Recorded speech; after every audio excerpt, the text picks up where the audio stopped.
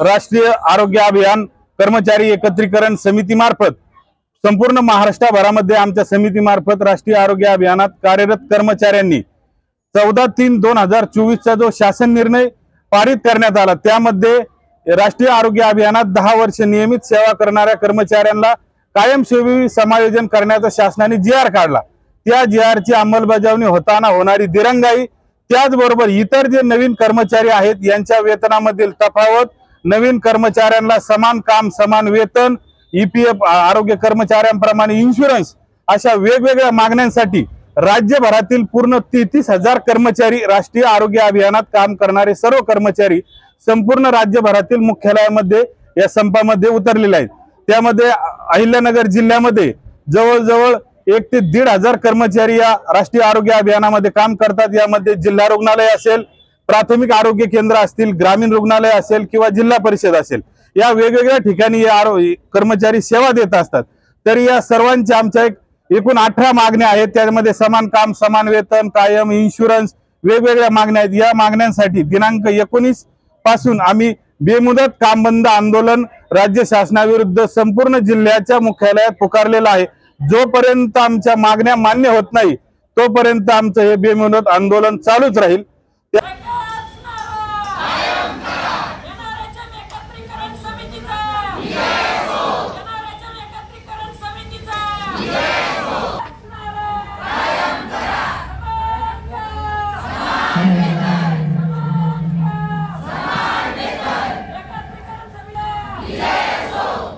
जिल्हा परिषदच्या प्रांगणामध्ये आम्ही सर्व कंत्राटी कर्मचारी जमलेलो आहोत। गेल्या 15 ते 20 वर्षांपासून हा आमचा कंत्राटी कर्मचारी वैद्यकीय अधिकारी पदावर, नर्सिंग स्टाफ असतील, जिल्हा परिषदच्या वेगवेगळ्या कार्यालयामध्ये कार्यरत आहे। आणि आज पाहता जवळजवळ गेल्या अनेक वर्षांपासून आमची एकच मागणी आहे की आमच्या सगळ्या कंत्राटी कर्मचाऱ्यांना कायम सेवेमध्ये सामावून घेण्यात यावं। त्याचप्रमाणे 10 वर्षापेक्षा जास्ती जे कालावधी ज्या कर्मचाऱ्यांना झालेला आहे त्यांची 100% समायोजनाची प्रक्रिया ही 30% प्रमाणे सार्वजनिक आरोग्य विभाग आणि नगर विकास विभाग, वैद्यकीय शिक्षण विभाग या जिल्ह्यामध्येच नव्हे तर आज महाराष्ट्रामध्ये अनेक जिल्ह्याचे आमचे कंत्राटी बंधू भगिनी या ठिकाणी आंदोलनाला बसलेले आहेत। आमच्या सर्वांचा पाठिंबा या आंदोलनाला आहे।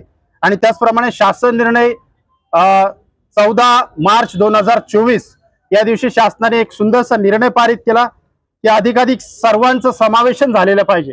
परंतु त्या कालावधीपासून आजपर्यंत कुठलाही कारवाई झालेली नाही। काही थोडे व्यक्ती कामावरती आले, परंतु अनेक कंत्राटी बांधव आमचे अजून वेगवेगळ्या आशेमध्ये आहेत।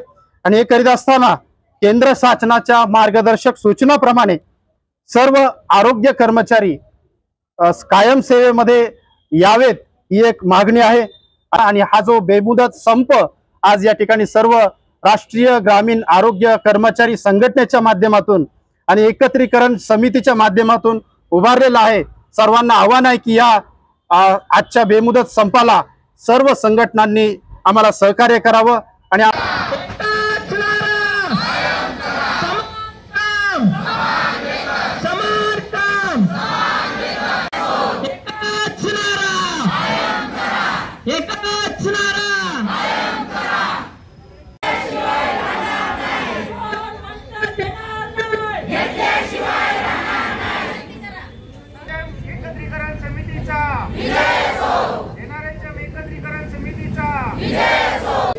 सगळेजण बेमुदत संपासाठी बसलेला आहोत।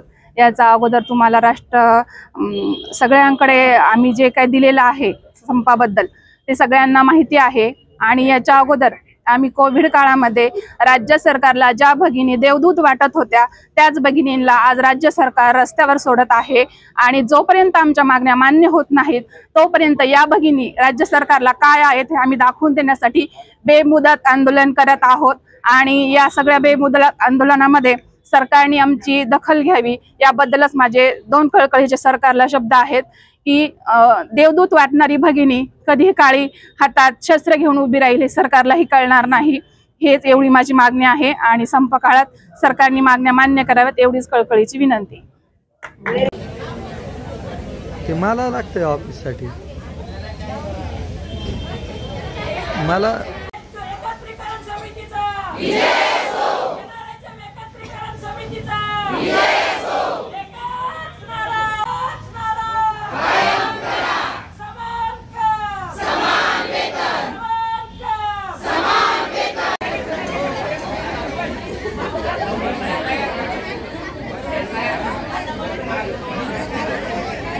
सोशल मीडियाच्या भाऊ गर्दीत विश्वासार्हतेने चकाकणारे नाव म्हणजे लेट्सअप मराठी. सगळ्यांना, सगळ्या नागरिकांना ती स्पीच, ती लेट्सअप वरील मुलाखती म्हणजे विचारांचा खजिना. त्यानंतरच्या निवडणुकीमध्ये मला सोडून गेले. बातम्या केवळ वस्तुस्थिती सांगणाऱ्या, न प्रोपगंडा, फक्त जनतेचा अजेंडा. क्योंकि आने वाला कल जाने वाला है, जाने वाला कल आने वाला है. राजकारण, मनोरंजन असो की क्रीडा क्षेत्र, महाराष्ट्राची स्पंदने संवेदनशीलतेने टिपणारे माध्यम म्हणजे लेट्सअप मराठी. जगासोबत एक पाऊल पुढे राहण्यासाठी लेट्सअपचे ॲप, सोशल मीडिया आणि वेबसाईट सोबत कनेक्टेड रहा.